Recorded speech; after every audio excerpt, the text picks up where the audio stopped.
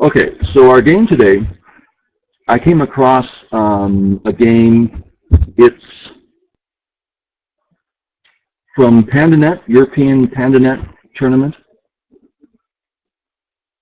and I think we're familiar with the black player, but since I didn't ask anyone's permission, I just kind of took the names out. But I thought that black played extremely well when it comes to thinking, and I thought it was well worth looking at. So let's take a look. Okay.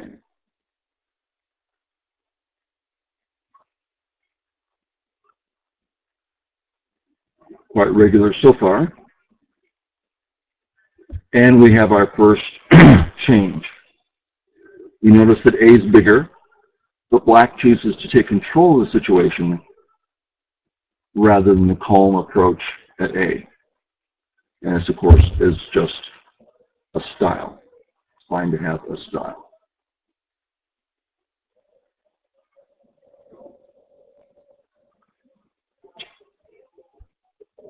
Defending at A is more basic, but we see that black is purposefully using the B stone to be consistent. So this all makes sense so far.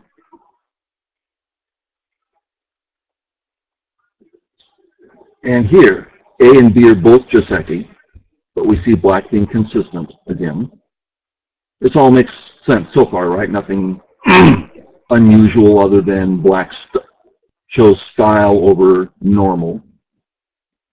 Okay, all basic. And here, A is clearly the more normal move to defend the B group. But black's just saying, I'm going to finish my main idea. Real consistent here. Now this allows white to start an attack on the B group and develop the entire left side. So I think it's perfectly fine what black's doing, but he really has to be careful now. In a sense, he's setting himself up for a difficult game because he's put all the stones on one side. On the other hand, his position's really quite good on that side.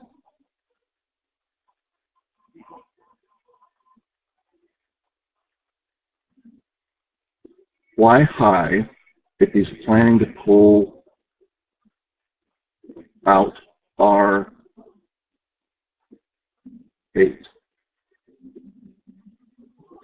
Why high here?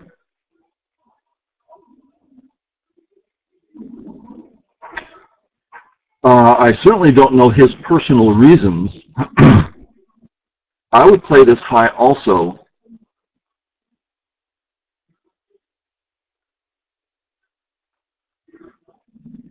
Yeah.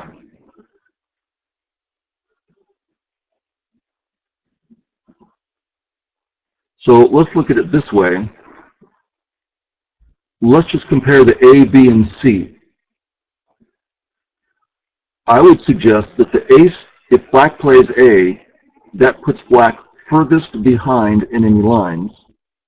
B is less behind enemy lines, and C is not behind enemy lines. So the higher up we go, the easier it is to escape.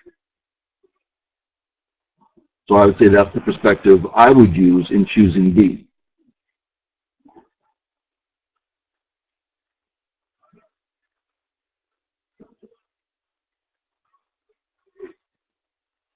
Okay. See, we're on move 12, 14, 15, 16. Is there a comment there? Yes. Now, I'm reading off these comments I wrote. One might say that to be consistent, black should play at A, white B, black C. That continues to develop the top very nicely. But we never give up a group like D for consistency. White catching the D group affects the entire bottom of the board and is quite large. So let's just play that so you can see how valuable it is. Black's developed something really pleasant, but this kind of harassment's just not worth it. Okay, so to get out, we notice that Black's contacting the strong stone. And I wrote something that might be obvious, that Black won't play away until this group is strong. I don't know how obvious that is to people, but I say it because when I'm doing this, I specifically remember I was in a tournament playing Jay Lee. Most of you know Jay Lee. And I developed a group that he needed attention. And I found myself chanting to myself, don't play away until the group is safe. Because I knew I was prone to distraction. And I knew if the group wasn't safe, that he would just railroad me and the game would be over. So I found myself chanting, don't play away until the group is strong.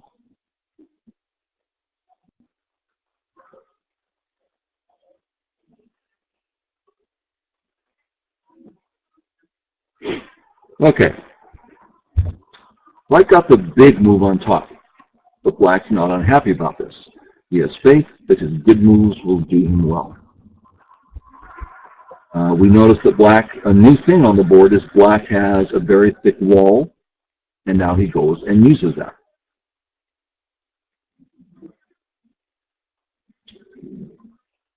So when I look at games like this, I'm always thinking about I don't think White played that bad, but I know what you mean.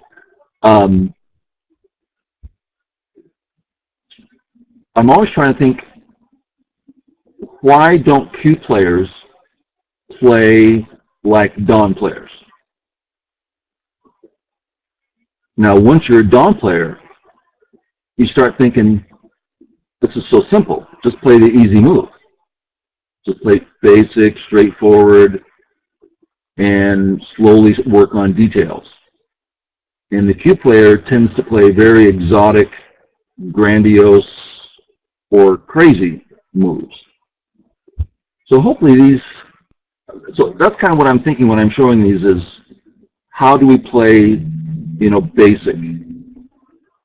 I can just imagine some Q player playing over here, which is a fine move, but it ignores the fact that there's a position on the board. And the position is what we deal with rather than just a big move. We always deal with what exists on the board first.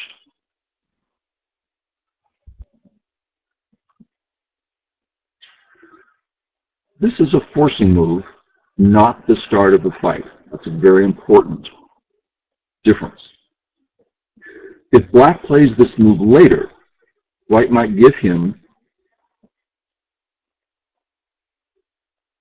this M4 stone to take the center. But if Black plays it now, White can't give him that stone. It's too big. And I said this bears repeating. If Black plays the piece later, White can make a different choice.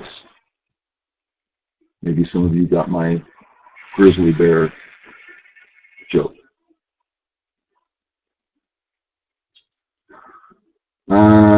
So again, we see that Black is not prepared to start a fight around A. That was just a forcing move. This is something else Q players do. They won't clearly put a stone there and go, oh, a peep. I'll do the peep. And they won't have in their mind what it was for.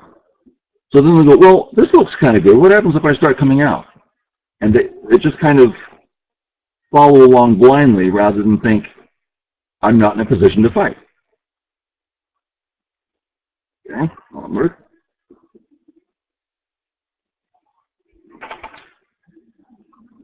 Okay, Black does not want to live here yet, because it's a small area, small life. So Black will follow the rule, run before living, and will run out lightly. How far does Black jump? There's 3 distances possible. Distance 1, inside move. We almost never play those. 2, just catches up with white. We seldom play those. 3 is getting ahead. That's the one we always want to choose if we can. I find myself making these stupid jokes along the way. Okay. Jumps out. Notice that black gets ahead of the stones, even though he's cut. Black is using the rule. Now we know the first part, run before living. But the second part of it is, even if the running doesn't get you out, as long as it's sente. And that's a very important second part to the rule. So many times I've faced students who go, oh, but running doesn't get me out. Yeah, but it's sente. Play those moves. Those moves give us information, give us aji. Very important to play those first, as we'll see in this example. So this is all making sense so far?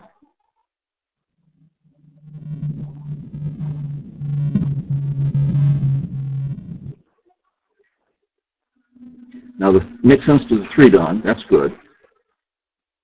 Now, which part? That's what I want to hear.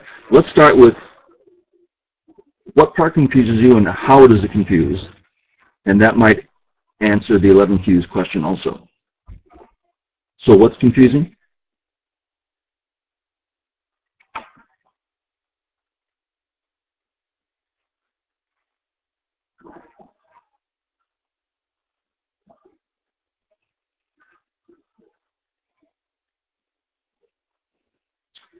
Yeah. So let's say, for instance, that it looked, let's do it real straightforward here. These are going to be bad moves when I'm just trying to set it up.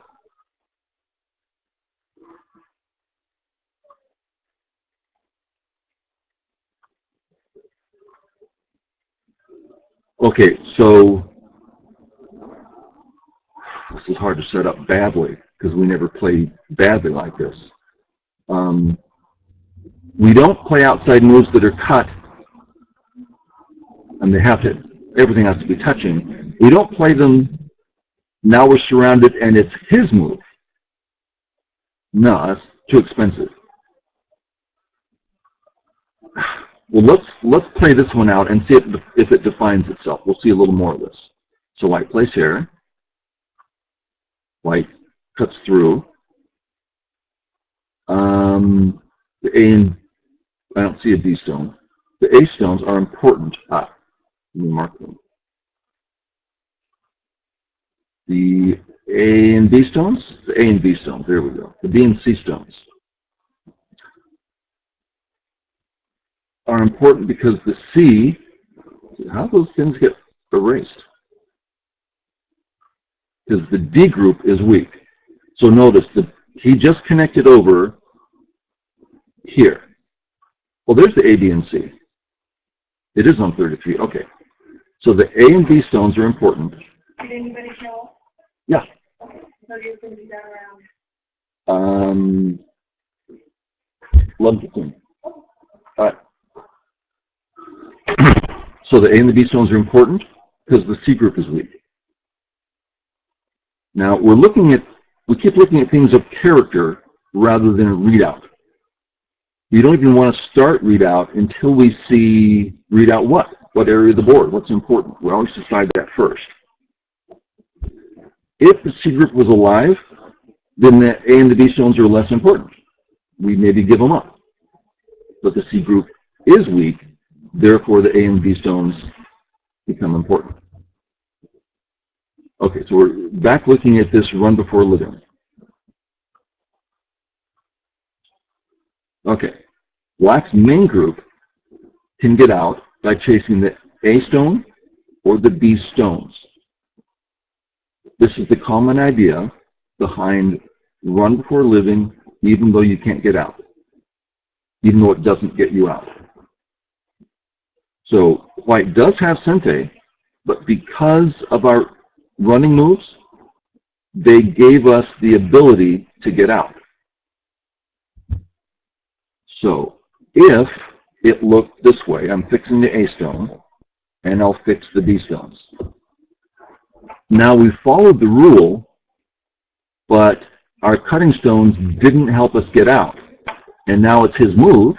He just comes in and kills us. Can't get on the right button. There we go. So it didn't mean anything. But all things being equal, and they generally are, we end up in this kind of situation where even though it's white Sente, our cutting stones, our running stones, yes. Now that statement you made, Athena, has particular meaning. So let's just spend a moment on it. So it depends on the relative strength of the local groups. This means that if your opponent has particularly strong groups and you have a particularly weak group, not only is this rule not going to work, none of the rules are going to work. You're going to end up living a horribly small, pitiful life. You never want to be in that position. So, in a normal situation, so that's the expression, all things being equal, then the rules apply, generally speaking. But as soon as things get cockeyed, you're just in some situation you don't want to be in, and the opponent's too strong, all of a sudden you have to start making changes. Okay, so that's probably what I'm going to do with that here. Better to leave the stones for Aji normally if you're behind such strong. Yeah, something like that. Okay, onward. 38. Black does not want to give up the marked stones. They represent a lot of things. Huge center, weak white groups. But if we have to give them up, we have to give them up. But black has Miai, live or run out. So black has the time to fix. White comes on the attack, and black uses his Miai for running. Miai means one or the other. So black can play this G8 because he can either escape with A or live with B. That's Miai. I can do one or the other. For years and years, I thought Miai was kind of a silly rule. Like, so you can do one or the other. What's so special about that? But as I got up into the Dons, I started realizing that Miai is an extremely powerful concept that's used throughout the entire game. It's used in life and death. It's used in deciding which big move, where do you play? There's two huge moves on the board. What should I do? Don't play either one. Go play a lesser move, because if he plays one of the big ones, you'll get the other one anyway. So you can get the more interesting small move. It's just, it's used constantly in a game. Okay, black gets out, white attacks, black gets out, black gets out. Now, the A group, white's A group, no, it's actually very close. White's A group is an obvious target, especially since the B group is not quite settled. So we like helping the B group, and there's the A group with a like a sore thumb that's just standing out. So of course that's the direction to go in. Now there is another idea. For instance, let's say that white says, please kill my group. I want the entire half of the board on the left. So I think if I was playing black, I would come out first, personally. Maybe here. Or out. Probably out. But still, I think this is a very good move. Very risky for white to play away because there's some pretty serious stuff here. Q3. Not Sunday for anybody. Q3? I see no interest in Q3. White goes for life.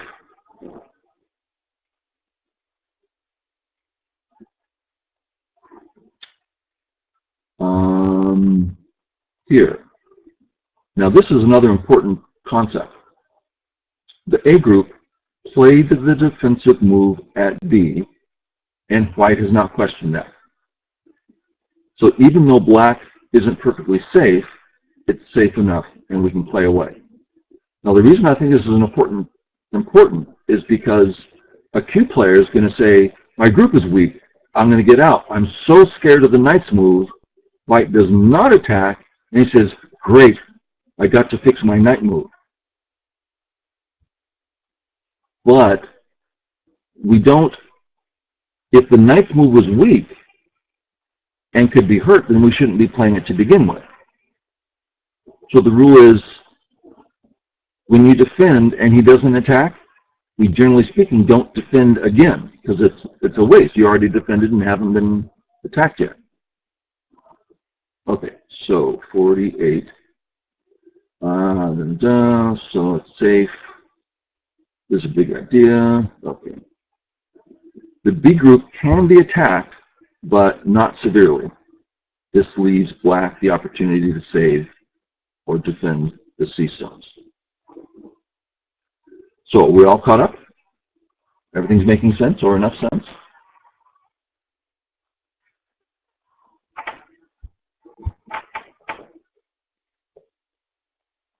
Enough sense, good.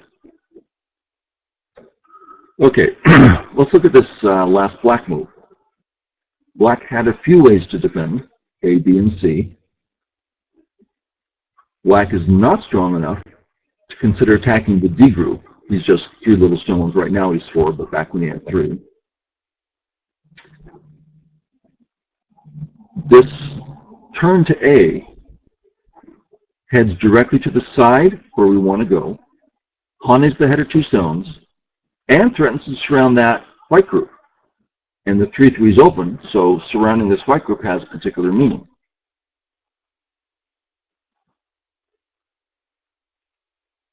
If B and C were the only options, then we would choose C because it's closer to the weaker. And that's another big rule.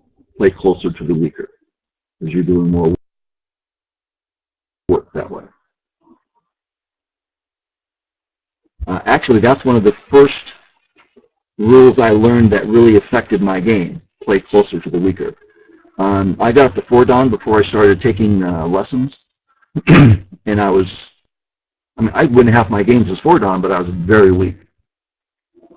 And that's when I started learning principles and concepts for the first time.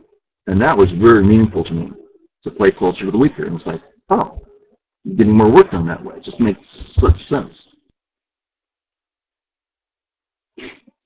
Okay. So are you saying that A is threatening the life of the D4 group? Not at all. Let's just look at that briefly.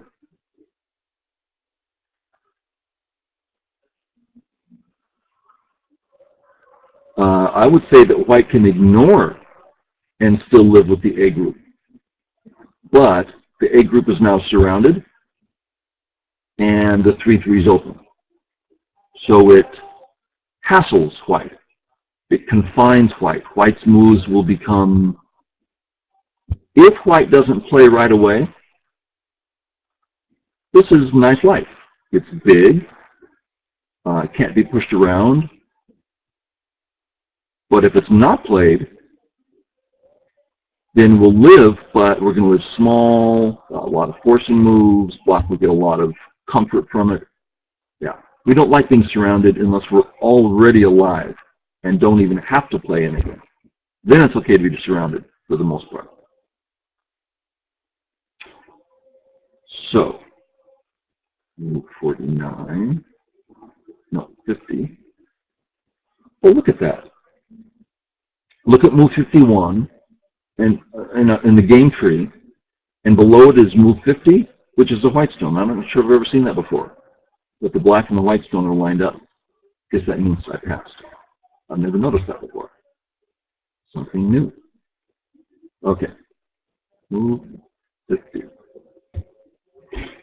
Black's A group, not strong.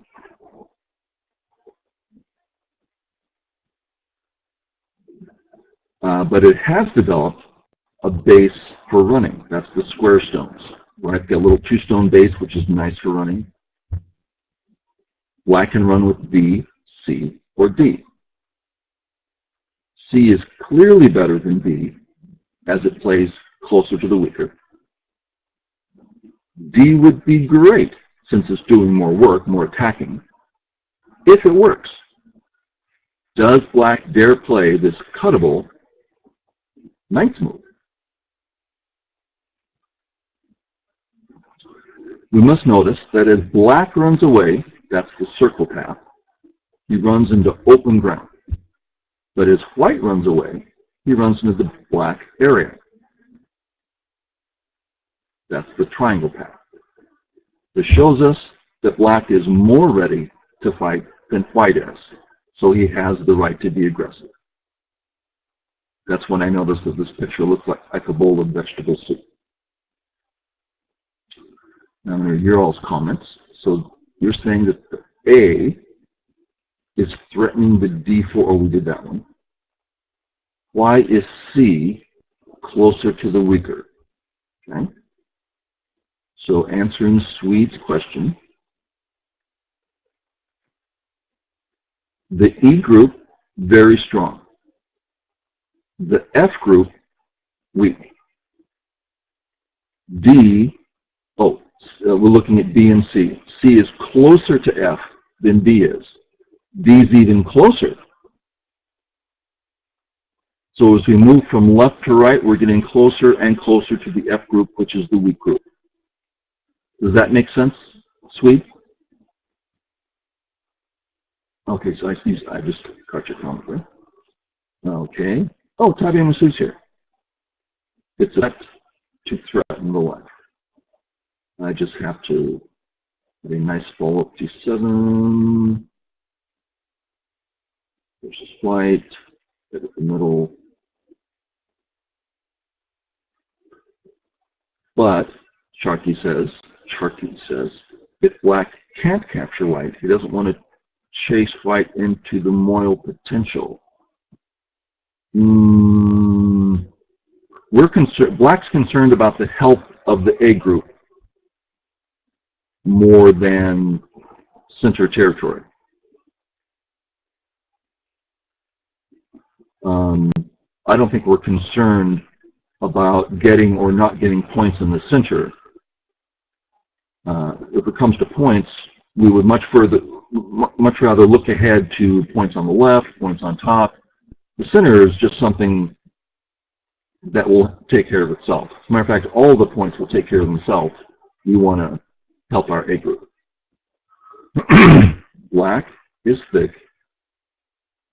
Instead of being a framework, it's not really easy to understand. Black is thick instead of it being a framework. So I think he's saying black's thick in the center / right, and we use thickness for fighting, not for territory.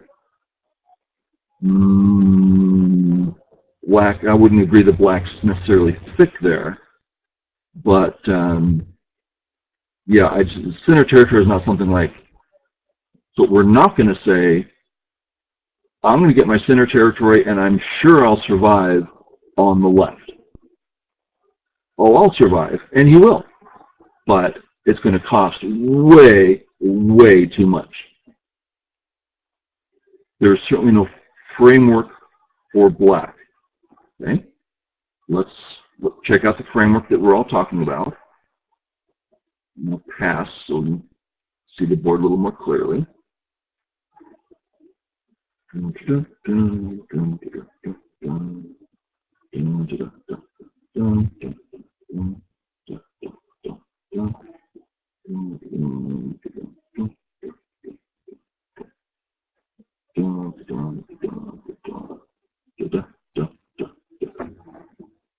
big old honking center territory, whether the white group part of it or not. Nice little chunk. But again, center is just very hard because you have to build so many perimeters before it becomes territory. And you can get 3/4, 4/5 of the way done, and poof, white comes in because you didn't get that last fifth done. That's such a hassle. Don't go fishing when your house is on fire. I don't think I've ever heard that one before. Don't go fishing when your house is on fire. That's cute. So that's all to say that the A-stones have the right to be aggressive because they're pretty much equally weak. Neither one has eyes, neither one has a base. They're both running groups. But not only is it black's move first, which allows him to be more aggressive, but also he has more running and living potential than white does. Black has more living potential because he's closer to the edge of the board. He can get to the edge of the board easier. White can't get to the edge of the board. And also, black is less surrounded than white is.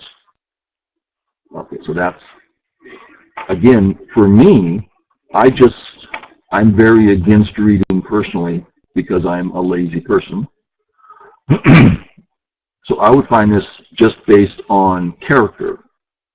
Someone like Tabi Masu, he would just, I'm sure he reads out easily 10 times more than I do. Easily 10 times, maybe 50 times more than I do. I've always approached Go from character and balance rather than reading. I could virtually not read it all up to 5 dots. And I've never heard of that before from anyone. Okay, so we have a bit of a reading deal, a bit of a fight here. And so, white's about to use the driving Tsuji to get the A group out. And this is very important Tsuji to know. Very powerful. So, the trick is you drive white into your thickness, and we'll watch it again in a minute. Black has a decision to make here. It would be great to save the A-stone. Again, it draws one of the perimeters for the center, does so many great things, but that C group's surrounded. So the question is, can the C group live? Black thinks so. So we continue out here. We see white's driving Tsuji. White drove him into the thickness and then drove him out. All right. So that's the driving Tsuji. Very powerful. So we can see the power of the driving Tsuji. Black has saved the A-stone, developing a large center area. White must connect his group out, and then live. I guess that's all pretty obvious. I would say that these comments I'm making, we've seen, Go Prince and Tabi Masu. To them, this is like, why would you even bother saying these things? They're so incredibly obvious. Because that's how Dom players think. It's like, why would you even say it? But Q players, it's like, oh, I wish I knew how the Dom players thought. And it's really just dealing with common sense, what exists on the board, should you be aggressive or not. It's just, and it's not, it doesn't hurt to reinforce, and it's, it's fun to listen to someone else talk and make a fool out of themselves, so. What Tabi Masu just said is surprisingly true for a vast majority of Don players. And I'm talking about 7 Dons, 8 Dons. Most of them, I hate to say this, don't think bad of me, but they're terrible teachers. They don't have a clue how they think. They just reach into the pocket and pull out a move. And they're 7 Dons, so it's a 7 Don move. Isn't that great that they can play like 7 Dons? But they don't know how they're getting the move. And you can ask any of my students, that's what I teach is, how do you find a move? What's the procedure? What's the method? And just by using the method, you can pull out 85% moves consistently, which is mid-dawn, no problem. Okay. Part of deciding if the A group can live is to notice that as the B group joins with the C group, they still don't have any eyes, particularly. They got some eye potential, but there's a definite weakness there. That makes the decision much easier to make without a bunch of reading. So we can see that now that B and C are one group, they still don't have eyes. And if you notice that beforehand, you go, that makes my living easier. Da, da. Shape move for life.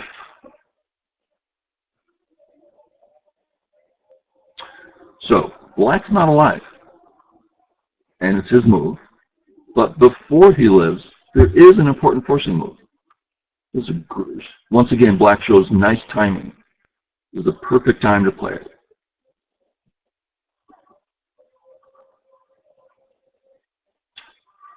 Okay, and so we start a new phase of the game as black secures his A group.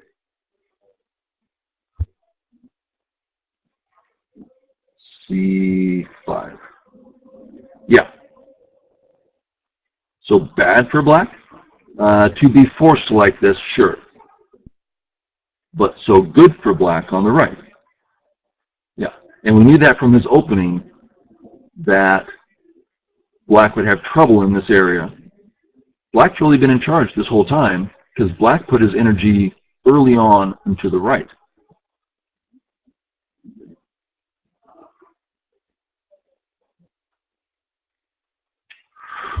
Okay, the A group and the B stones are both weak. Black has the desire to help the B stones because they're just doing a lot of work there in the center, right? We've got a lot of perimeters set already that would be really nice to help them. But the A group is our priority. But if we have time to help the B group first, the B stones first, that would be great. So black notices that if he does play J13, if he does step out first, he's got Mii. There's that term again. He'll either kill the A group or kill the B group. Now I'm specifically thinking of white's simple move. Black responds, so one of those two whites is dead now.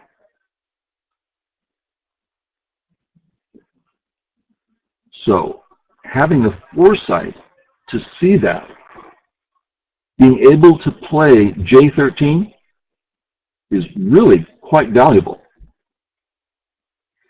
And I get this question from my students a lot. How strong do I have to be to see that? You know, like, when can I be expected to start seeing these things? And I think the reading, like we go black, white, black, from here, anyone can read it out because it's like, you know, simple. So that's almost no difference. It just takes a little patience and objectivity. In other words, self-discipline. And Go, generally speaking, up to dawn level, it's pretty easy. But the self-discipline is what's hard. But I find it usually comes between 2 key and 2 done. See, we're on move 84. This just brought up this old thing again about reading. You know, how far ahead can we read? And so if we ask, you know, does black to play and live? Well, everyone in the room can read 40 moves ahead. So the concept of how far ahead can you read is not a valid question. Because if the pattern is somewhat straightforward or normal or easy, then gosh, you can read twists and turns and liberty counts, and you can do a lot of deep reading. But if it's complex and odd and different, then the reading, really slows down. Okay, what was I on? 84? Is that right? Oh, that's right. My memory gets so bad, I can't remember one. Like, I can't multiply two-digit numbers in my head because I do step one. When I go to step two, the step one is gone. I can't even, like at night, I'll turn the light on to see where the remote is for the TV. Then I turn the light off and start going in that direction. I forgot where the remote is. My short-term memory is really bad. Okay. Athena said it also takes being able to see which stones are worth saving. Yeah. Yeah. True.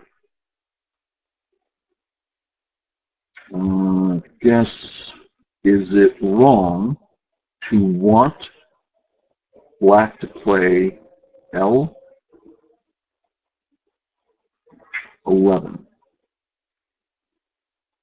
Okay, so that would be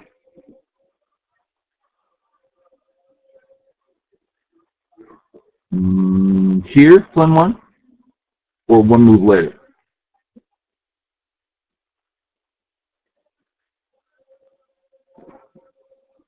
Here.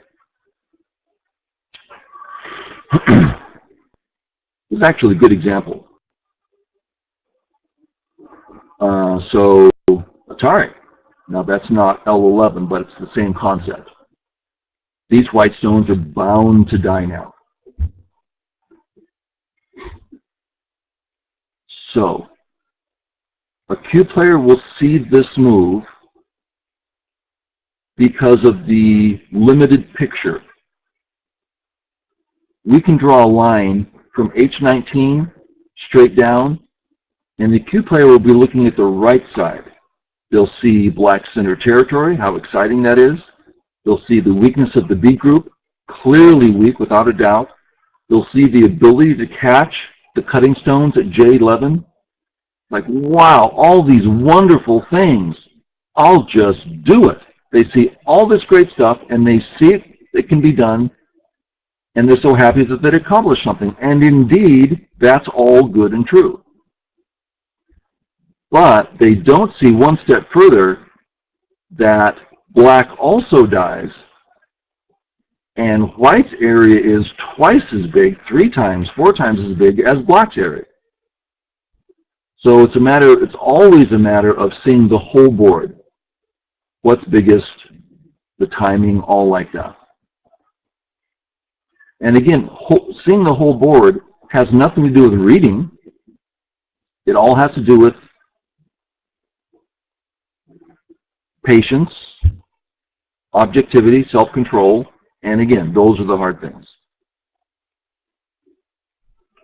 I have students that, I'm thinking one student in particular, I'm looking, he's not here, good. He's got all that stuff under his belt, except the self-control, self-discipline. He's terrible at self-discipline. Anything that happens on the go board, it's like a shiny object, and his eyes just go towards it, and he starts playing out this silly fight, because that's all he can see. Like, and in lessons, we call it a shiny object. He just gets distracted. He doesn't have the ability to see the whole board.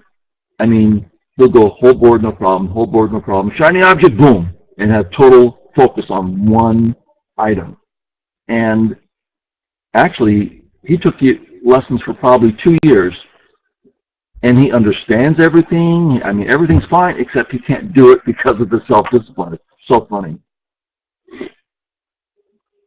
Okay.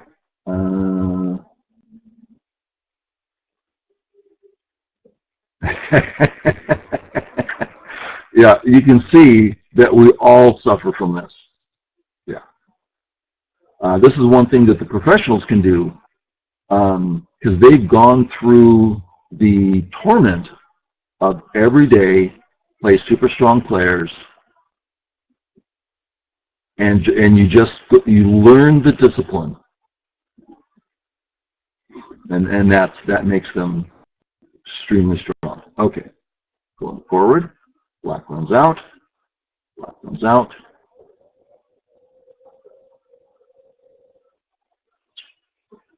'88. Black must decide whether to help the A group or the B group. The B group is, I want to read that, I once lost a tournament game in the last 10 moves. I could have won by 30, but there was an 80-point co. Yeah, we all have these stories. Yeah. Okay, the B group's the main group. So if it must have a move, it gets one. But if there's time, the A group also needs a move. And it actually needs more help than the B group because it's very close to being surrounded. They both need a lot of help. The only question is, since the B group's more important, if we have time to help the A group, we would like to. And he notices that, indeed, he has the time. Because it actually helps the other group also. Now, the A group is strong. So we have to help the inside group. We hear Mr. Yang use this term a lot, the inside group. And that's what this B group is. It's inside White's area, while the cutting C group, actually I'm thinking about this, the black stones are not so inside White. Okay, continuing on. Black runs out, White runs, White honeys, Black fixes, connect, down, across. Okay. Black has two ways, A or B. B is the bigger step with the next step. A is a small step with a limited next step. Now, this might not make sense. That stuff I said, I might be assuming something that other people don't assume. So let's, yeah, I'm on move 98. So let's look at this concept with some very simple stuff here. Now, so many of you have seen this, but those that haven't, it might be worthwhile. So White has two ideas, right? A or B, those are the two ways of running out. B is easier, right? There's more room with B. I always think about it as air. I don't know why I think about that way, but to me there's more air around B, less air around A. A gets stopped immediately with a power play. That is to say, if we don't save that, we die. So the principle is go the easier way. So let's look at it again. Here, there's two ways, right? And which way is easier, the A or the B? A, because his C stone's weak, while his D stones aren't so weak, so A is easier. This principle of going the easier way actually gets used a whole lot. So we always go the easier way. So back to move 98. Ooh. B is easier, has more space than A. So we go the D way. Then that way, and then that way. More air, less error. Good one, Sharpie.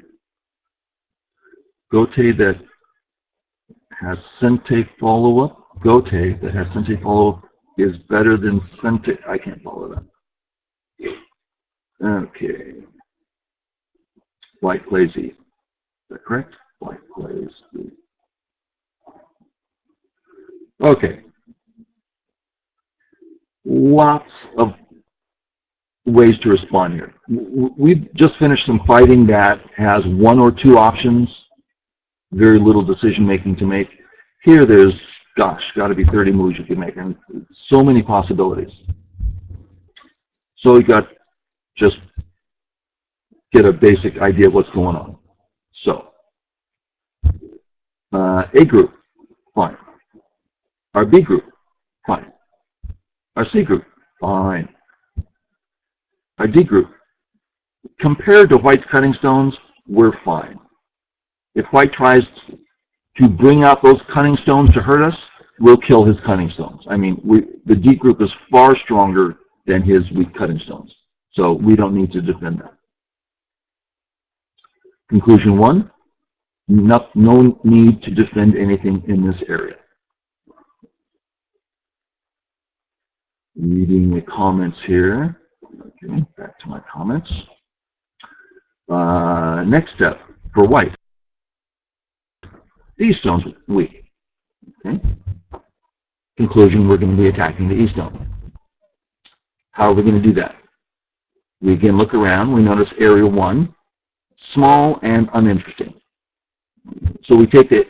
If he invades it, we don't care. If we take it, we don't care. It's not, area 1's not interesting, nor is it big. Area 2 is bigger and interesting. It represents the entire top of the board, capturing the E stone, defending the D group. So it's bigger and more interesting. So we're going to attack the E stone, threatening to develop the center as we play in the big area 2. So let's look at a few ideas. Here's Black playing in the big area. Isn't that what we wanted to do, is play in the big area with a nice next big move? Well, as nice as that is, we left something out of the equation, and that's the E stone. We want to do all those things as we attack the E stone. So he plays this move, which is a good, reasonable, basic move. Now, this whole deal here, we're not here finding professional moves. I don't have that ability. I wouldn't, personally, it's not even that interesting to me. I wouldn't enjoy doing a great deal of work to do something, I don't know. To me, I like doing a little bit of work to do something well. So 85, 90, 95%, that's plenty for me, and it doesn't take that much work. The pro move might be A, B, C, D, E, F. Lots of possibilities here. But then you have to start doing some hard work. You know, a lot of reading, a lot of details. I'm a lazy person. I don't like doing that. I like his move. It's strong, it's basic. Okay. I had a Korean four-dan professional, Shi-hyun. She teaches at the Go University in Korea, and I played her in a couple tournaments, and she heard about my teaching through different things. Anyway, she came out, and she was out on vacation with her boyfriend, and she came by and says, "Can I sit in it on your lessons? I've heard about them, and I can't." You know, in Korea, we would never dream of teaching anyone middle-aged. I want to learn how you teach these people. So it was very nerve-wracking, of course. I'm a professional taking notes as I'm teaching. I said, first off, there's the main trick. When you teach them, you're trying to teach them you're teaching them the best possible moves and how to be a professional. Because all I'm doing is showing them anything that they don't know. So that's easy. I'm not trying to show them the best moves. I don't know the best moves.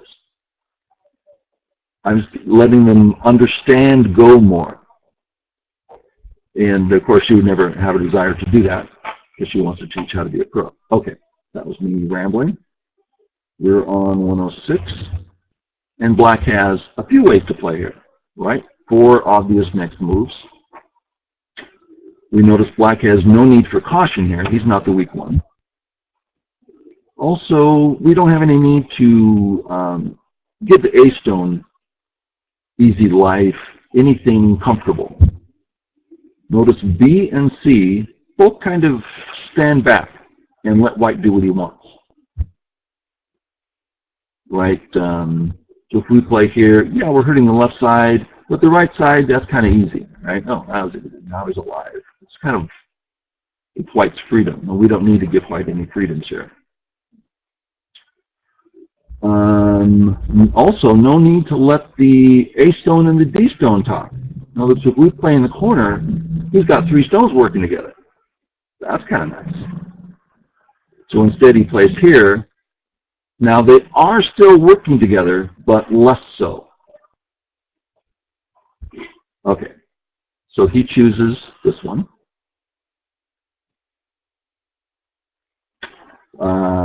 Black's move hits the A stone hard while keeping it apart from the B stone, sort of. Oh, and then I made a comment about, yeah, we're not trying to make throw moves here. Just clear thinking, strong moves. Comes in. White clearly came towards the A group. So black wants to help the A stones while looking at the B stone. Is that perspective clear? We would like to draw this kind of line, because that takes our center. So when black plays here, see how we can see that A stone? You see what I'm saying? He asks. Okay, good. Now another way would be, I'm going to capture those stones. But that's a one-purpose move. Notice that this is a one-purpose move, this is a two-purpose move. A whole bunch of you know my list and how you recurse through the list, finding more and more purposes. This is a good example of that. Is that. We capture. We defend because it came towards us. Okay. Black A has been the plan, right? We've been doing this in order to play on top or attack. But black can play B first in Sente. And B is a nice big move. Notice there's the knight's move at C, white's coming close to that. There's some Aji there. So anyway, as we play this move, it helps us in Sente.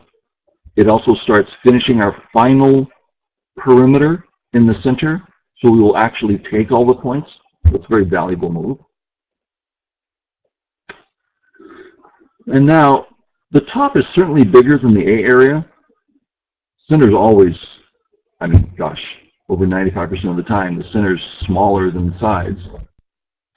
But white's become quite thick now, right? That's a very thick wall he's got, a very thick connection.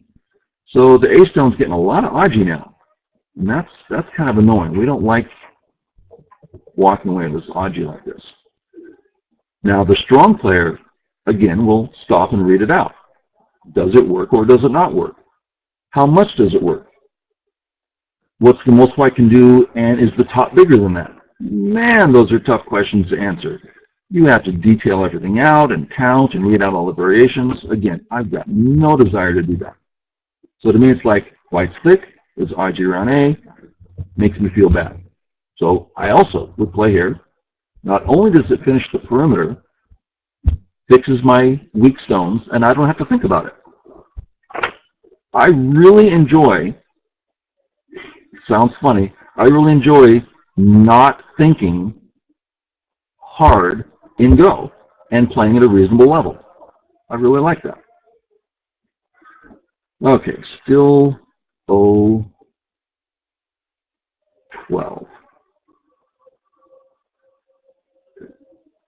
White cuts through.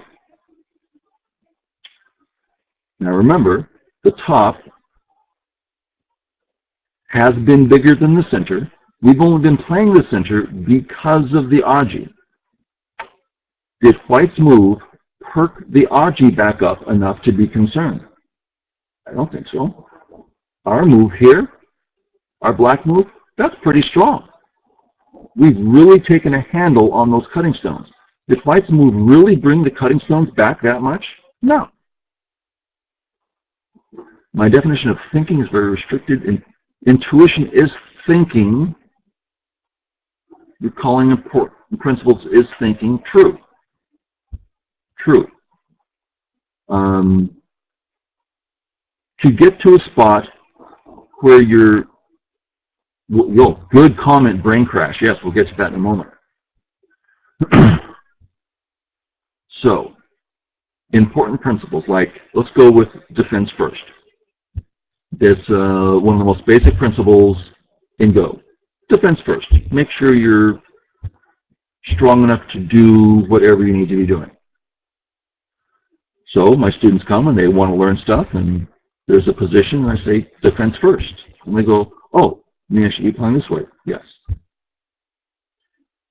2 months later, similar position. They play incorrectly. I go, defense first. Oh, that's right. I forgot. There's a principle here we can use. 6 months later, we're in the position. They make a mistake. I go, defense first. Oh, that's right. I forgot. The question arises, what's needed to have principles as a basic in your game? Well, for me, it's a matter of choice. I don't want to do the hard stuff. Remembering principles is just, it's like, oh, did the stones go on in the squares or on the intersections? I keep forgetting. It's pretty simple. They go on the intersections. Should you be using principles or not? That's pretty easy. Use principles. But they don't do that. They don't look at the board and say, what do I notice and how do principles apply? They think, ooh, a shiny object. Ooh, I can capture something. So, if you don't want to be a professional, yes. If you want to be a professional, read out everything all the time. Do the hard work so that it becomes second nature. Do the hard work so in 10 years, you love doing hard work because you're used to it. And you can just read out a zillion things because you just what you've been doing for the last 10 years. Or you can go, I'm weak, I think I'll defend, which is simpler and it's easy to get used to. Okay. So the weak Aji stones have not been affected much, so we can go about our business taking points. Notice also that playing in this big area threatens white's knight's move, which is his weak group. Now, brain crash a moment ago, notice that white's ahead. Yeah, white's ahead. Now, I think this came from black's early decision to play his stones all on the right. That's a dangerous thing to do. But that was his style, and now we're in a position that if white defends his weak group, black comes into the big area, making the game close. We'll see what white does.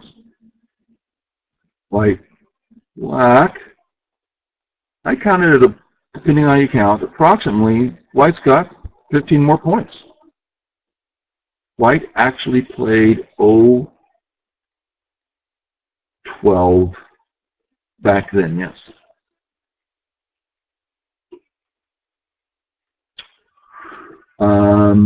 If white defends the cut at A, black comes in gaining points and removing points. Gaining his points, removing his opponent's points.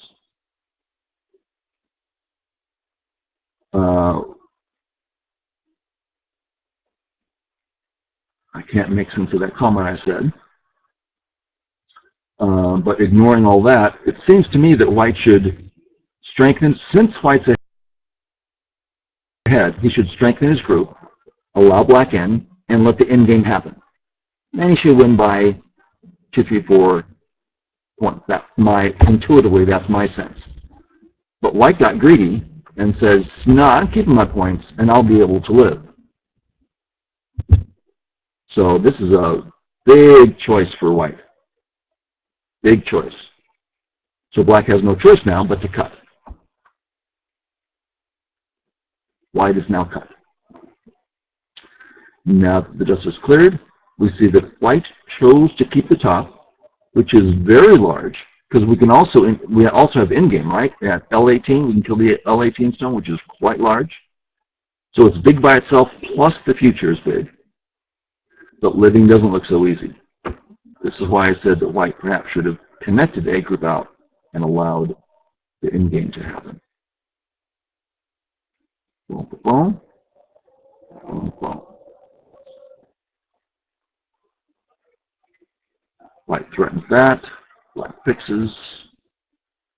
Threaten fix. Threaten fix. Threaten fix. Ooh, cut. We'll put this play out a bit. Black cuts. Black kills.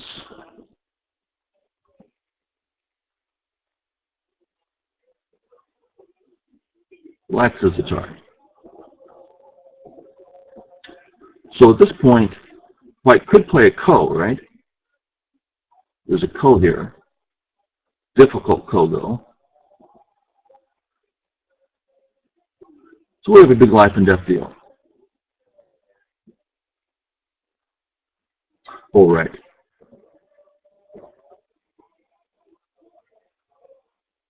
Atari and... So white dies. And black wins. But white just shouldn't be in this position. So this last piece of the game where white gets cut off and we have a life and death struggle, let's go to the end real quick. So there's still some in-game to be played, which you all can look at and do. But up to there, we really got to see a lot of principles in action. Now, let's remember that this is different from good play. Good play is the 9 dons come along and they read it out, and play perfect and all like that, and that's wonderful. But us lazy people use flower go. That's a term the Koreans use. It's an insult. But I play flower go proudly.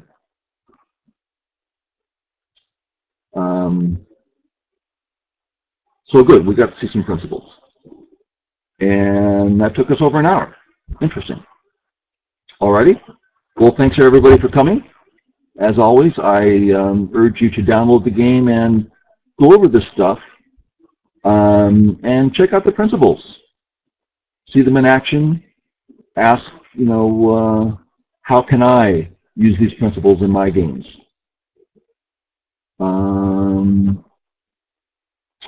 This is our first, we've been having the Friday lectures for just over 5 years. And just this last few months, we've been running particularly low and had our 6th cancellation due to lack of funds in over 5 years. But they've all happened like in these last 6 months, or most of them have. So we finally switched to when donations come in, we will schedule one. So this is our first one of those. And that'll take us down to 1 in the fund. And if you want us to continue, feel free to donate, and all that's in the room sign. Okay, thanks for coming. Great to see you all here, and catch you all later. Bye.